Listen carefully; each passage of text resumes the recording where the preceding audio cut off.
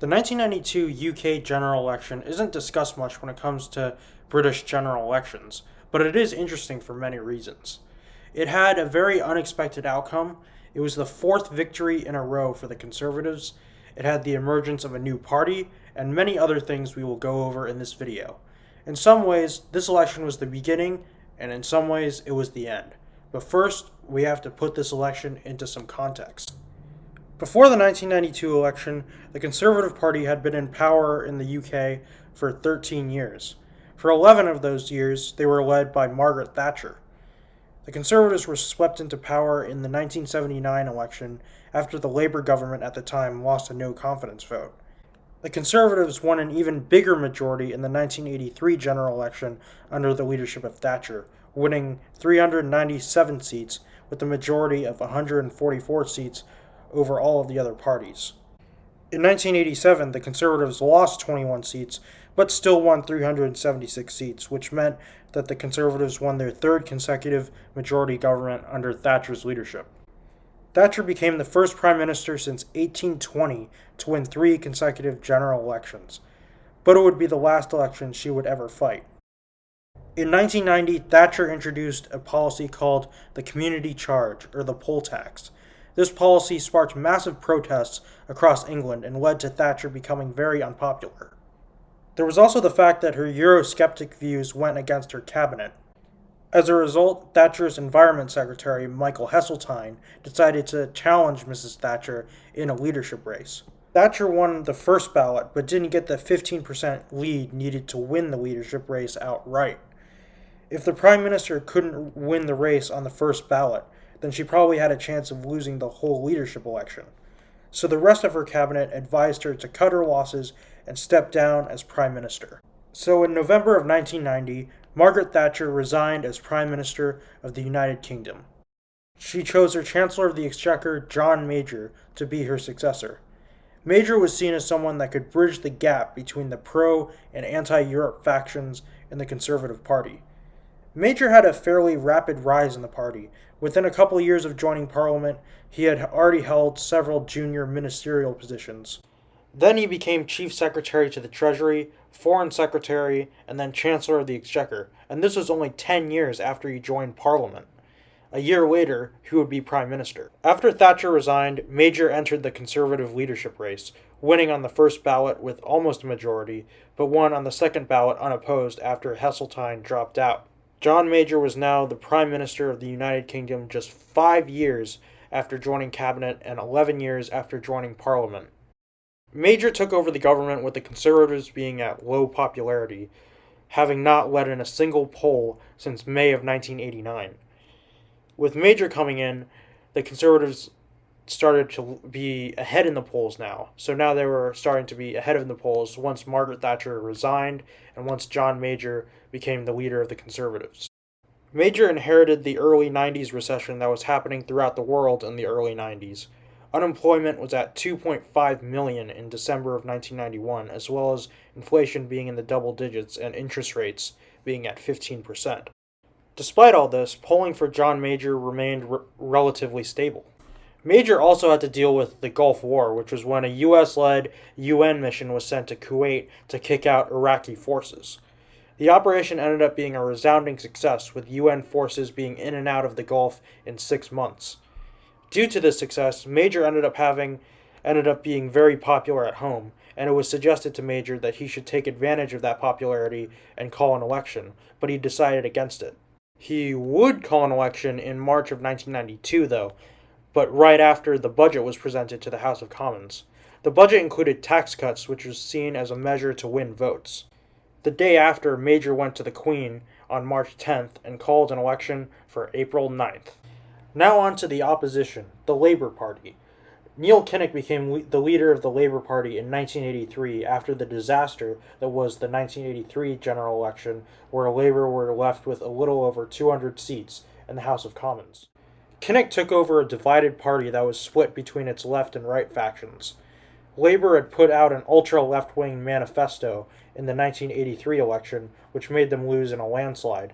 Kinnock knew he had to modernize the party and move them to the center. To do this, he had to take on the militant left of his party that had taken over some councils in Britain. He called them out in a famous speech at the 1985 Labour conference.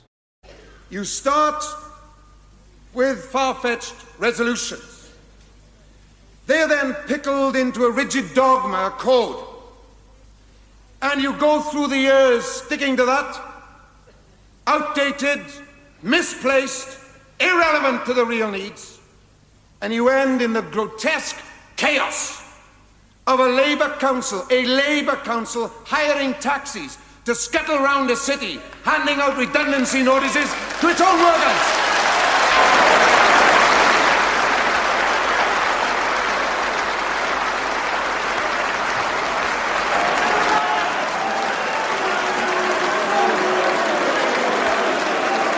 I'm telling you, no matter how entertaining, how fulfilling the short-term egos,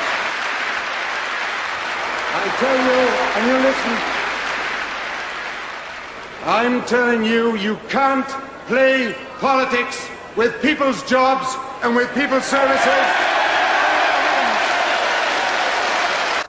He also started considering abandoning policies like the wholesale nationalization of industry and raising income tax. Another big part of this modernization was changing the party's image. In the run-up to the 1987 election, he sought to change the party's logo from a red flag to a red rose. He thought the red flag made the party look like a communist party, and changing the logo would be better for their image. Neil Kinnock fought his first election as leader of the Labour Party in 1987. Labour did better than their 1983 performance, picking up 20 seats and gaining 3.2% of the popular vote, but it wasn't near enough to win the election as the Conservatives still held on to a 102-seat majority. Despite Kinnock's efforts to modernize the Labour Party, it wasn't enough for them to win the election or even put a significant dent into the Conservatives' majority.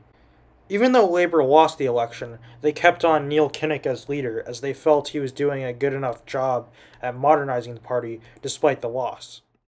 Labour would receive a huge boost in the polls after Prime Minister Thatcher implemented the poll tax, which was unpopular amongst the general public. That lead was dented, though, when Thatcher resigned and John Major took over as Prime Minister. There was also the early 90s recession, which was an advantage for Labour, although there was also success in the Gulf War in 1991, which increased the Conservatives' popularity. Leading up to the 1992 election, the Labour Party were leading in a lot of the polls, but the Conservatives weren't that far behind.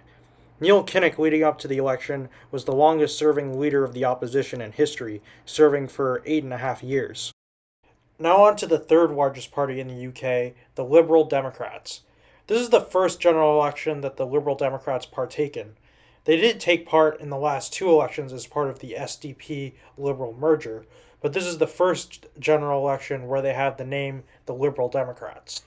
I'm not going to go into the whole history of the Liberal Democrats, since that would be a whole video in and of itself, but I will briefly explain how they came to be. The modern Liberal Party was founded in 1859 and had been in government several times until the 1920s, when the Labour Party overtook them as the main left-wing party in Britain.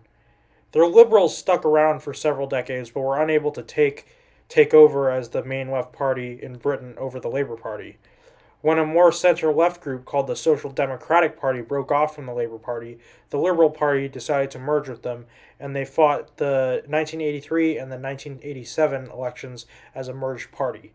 Then in 1988, they formally became one party known as the Social and Liberal Democrats. Later, it was shortened to the Democrats, and then later, the Liberal Democrats. And that's how the party we know today was born. They elected MP from Yeovil, Paddy Ashdown, to be their leader, and he would lead them into the 1992 election. Like the Conservatives, this would be the first election that the Liberals would fight with a new leader. The Liberal-SDP merger in the last election failed to make an impression, losing one seat and also losing 2.8% of the vote. This was somewhat of a failure for the merger, as they hoped to take over from Labour as the new second-place party in Britain. With Labour leading in the polls leading up to the 1992 election, their hopes of being the second-place party were dashed, but they could at least hope to take some seats from the unpopular Conservatives. Although with them essentially being a new party, it wasn't super likely that they'd make much of an impression. In the polls leading up to the election, the Liberal Democrats were mostly under 20%, which was less than their vote share in 1987. There were some minor parties in this election too, although most of the ones that actually had seats were regional parties like the Scottish SNP, the Welsh Plaid Cymru, and the Northern Irish DUP, UUP, and SDLP. There were also 28 independent candidates that stood in this election, but spoiler alert, none of them win any seats. The election would be called by Prime Minister John Major on March 10th, the day after his chancellor presented the budget, which included tax cuts, which seemed to be timed perfectly for an election. The election would be called for April 9th. The Conservatives went into this election as somewhat of underdogs. Most opinion polls showed a hung parliament, with Labour getting the most seats. There was also the ongoing recession, which will of course make the governing party unpopular. This campaign was characterized by John Major going around the country and getting on a soapbox and speaking, campaigning the old-fashioned way, just like he learned when he was younger. In the southeast of England. Yes, John! John! Yes, excellent, yes! John Major declared recently that he used to rent a soapbox to address people from in Brixton when he was in his teens. 30 years on, he had the chance to do it again. A couple of eggs flew by as he started up. He didn't seem to notice them. Can you hear? Yes! Don't let the people who take to the streets hate your country! How do you expect people in the world to listen to a socialist prime minister when all over the world is kicking socialism out? And not the sort of country... This made John Major very personally popular, even though his party was not, since he was talking directly to voters in a very simple and old-fashioned style of campaigning. The Labour Party fell into some controversy at the start of the campaign when they aired an ad of a 5-year-old girl with a glue ear that apparently waited a year for her operation, whereas a girl with a similar problem managed to have the issue quickly resolved in private care.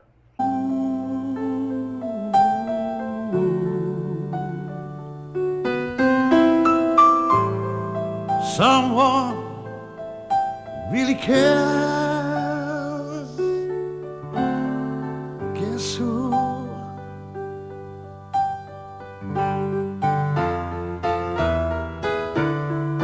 Something in your heart. Oh, this surely you see. Oh, that the someone who really cares is me.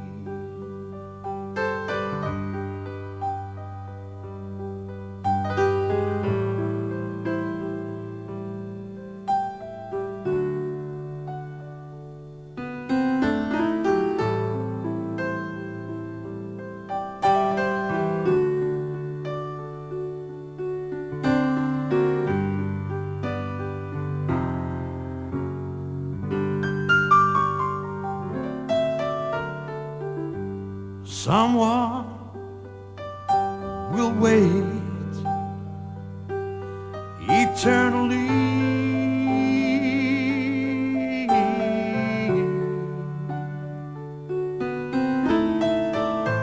Someone who wants your love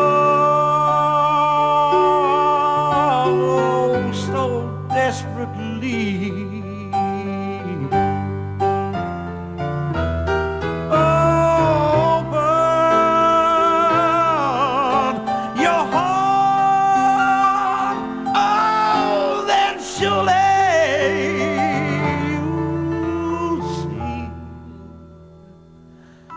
Oh, that the someone who really cares,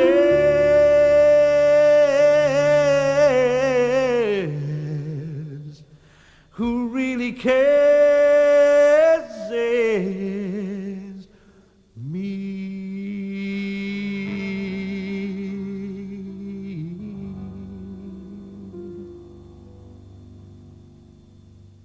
There were questions if this story was actually true, and even if it was true, what were the ethics of using a 5-year-old in a political ad? This became known as the War of Jennifer's Ear, a reference to the War of Jenkins' Ear.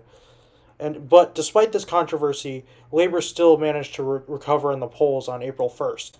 That same day, Labour held a campaign rally in Sheffield.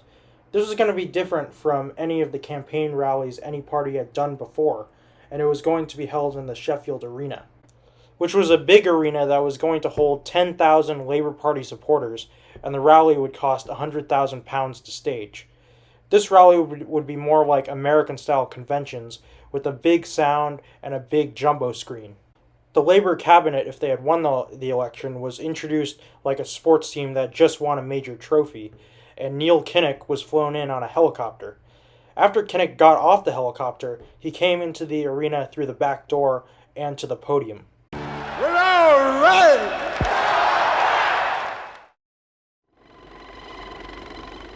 Neil Kinnock descended on Sheffield by helicopter tonight.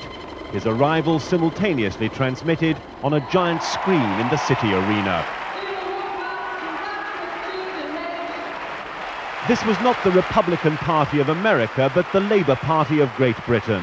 It was an electronic extravaganza designed to portray Mr. Kinnock as a president in waiting, the lavishness of the setting, an ironic contrast to Mr. Major's now familiar soapbox. We're all right! Labour officials believe they're in the driving seat, and tonight Mr. Kinnock paraded his shadow cabinet like a cup-winning football team. He ridiculed the Prime Minister's campaigning style to make a point about housing shortages. What's at issue in this election is not the soapboxes that the Prime Minister stands on. It's the cardboard boxes that people have to live in. That's at issue. The word socialism didn't feature in the Labour manifesto, but Mr. Kinnock used it with conviction tonight. Who says socialism doesn't fit the modern bill? Do we get out of recession with the same philosophy that got us into recession? Do we get out of recession with the same people, the same government that got us into recession? No, no, no. For all the razzmatazz here, Mr. Kinnock's run a relatively cautious campaign, but Labour officials are confident they've got it right.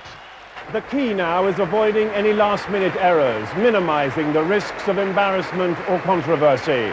But with a week to go, Labour strategists believe they've survived the worst that the Tories can throw at them.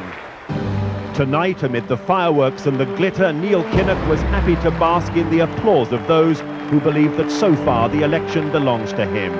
Tim Hewitt, News at 10 with the Labour campaign. By viewers that saw this rally live, it was seen as too triumphalist, and it made Labour appear like they had already won. Some say that this rally is what caused, spoiler alert, Labour's eventual defeat in the election, but Labour's internal polling showed that the rally had little effect, and that the rally wasn't talked about much until after the election. But the Sheffield rally was definitely not Neil Kinnock's finest hour, and it was a stark contrast to John Major's simple and old-fashioned style of campaign where he would go around Britain and speak on a soapbox. This was the first election campaign for the newly formed Liberal Democrats. They were under Paddy Ashdown, a leader that was well-liked among the general public and hoped to win a decent amount of seats. They focused on education and reforming the voting system. An important part of these campaigns is endorsements by the newspapers, since a lot of people read newspapers, at least back then. The Sun, which is the most popular, endorsed the Conservative Party, which is not a surprise since it's a right-wing paper. The Daily Mirror endorsed Labour, the Daily Mail endorsed the Tories, as did the Daily Express, the Daily Telegraph, and the Times. The Guardian endorsed Labour and the Liberal Democrats, and the Independent didn't endorse a single party. Election day arrived on April 9th. Despite the weather being pretty dreary throughout the campaign, it was actually very nice on Election Day, which probably contributed to the high turnout that day. The polls before Election Day showed a hung parliament, with Labour having the highest seats. Even the exit poll predicted that it was going to be a hung parliament, but with Labour as the largest party. On Major at Huntingdon, the man is waiting to see if the country has endorsed the choice the Tory party made in November 1990. And now our exit poll, based on talking to lots of people as they came out of the polls today in some of the key marginal constituencies. Just like any other poll, it has its range of error one way and the other, but it's just a first indication of the story we may be getting as the night goes on. I won't give it to you till 10 o'clock in case you still want to vote. But here we are, 10 o'clock, and our view is it's going to be a hung parliament. This election is too close to call. We're saying it could be from the Conservatives short by 10 of an overall majority to Labour, the largest party, and short by 13 of an overall majority. And the likeliest outcome is the Conservatives short by 25, which would leave John Major possibly as Prime Minister, but having to put together, make some arrangements with other parties or rely on other parties not to vote him out, to get the 326 he needs. We're saying at the moment the Conservatives are likely to be short by 25 of the 326, but as you see from that screen, it's possible that the Labour Party will be short by only 13 and that they will be the largest party, thus completely changing the political... Exit polls aren't perfect, but for the most part they do well at predicting the outcome. But this time, the exit polls were wrong. Not only did the Conservatives get the highest number of seats, but they held on to a majority government for the fourth election in a row. They did lose 40 seats, but they were able to hold on to their majority in Parliament. This was a shock result, to say the least. Labour were expected to win a minority government, but instead, the Conservatives won a majority. The Conservatives won 336 seats with 41.9% of the vote. Labour won 272 seats with 34.4% of the vote, and the Liberal Democrats won 20 seats with 17.8% of the vote. The Conservatives lost 40 seats in this election, the Labour Party won 42 seats in this election, and the Lib Dems lost 2 seats. Although in terms of percentages, the Conservatives lost 0.3% of the vote from the 1987 election, the Conservatives actually got the most amount of votes that a party has ever gotten in a UK general election, getting 14,094,116, which is pretty astonishing when you consider the fact that they weren't even expected to win this election. It shows that the polls were completely wrong about this election. Most of the polls leading up to the election had Labour ahead or the Conservatives just ahead. Even the exit polls said that there would be a hung parliament with the Conservatives only getting a few more seats than Labour, but they were wrong. The Conservatives held on to their majority. It was a decreased majority, but it was still a decent majority at 21 seats, and definitely not a hung parliament like the exit poll and many other polls predicted. As well as the Conservatives beating Labour by 7.5% in the popular vote, when most polls showed Labour ahead. Some say this is due to the quote-unquote shy Tory factor, when people wouldn't tell pollsters that they were voting for the Conservatives, but would at the ballot box. Another thing that caused Labour's defeat was that Major was a new leader, and Labour couldn't really portray an image of change when the Tories had changed leaders, and Labour had not since the last election. Like I said earlier in this video, Neil Kinnock was, I believe, the longest serving leader of the opposition. He had been in that office for about 8.5 years. Meanwhile, the Conservatives had actually changed leaders in that time.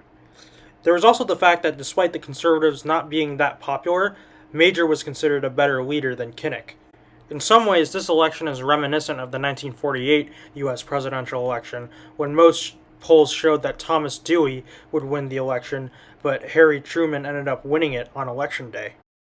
Despite the significantly decreased majority, this was considered a significant victory for the Tories since they weren't expected to win this election. This election was the end for Neil Kinnock as Labour leader. Despite making gains in both elections he fought, he couldn't pull out a victory. Unfortunately for the Conservatives and John Major, this election would be the beginning of the end, as the economy and the divide over Europe, as well as other scandals, would lead to their landslide defeat in 1997. But that's for another video. That's going to be it for today, guys. Thank you guys for watching. Let me know what other campaign or election videos you'd like to see, and be sure to like, share, and subscribe, and I will see you guys later. Take care.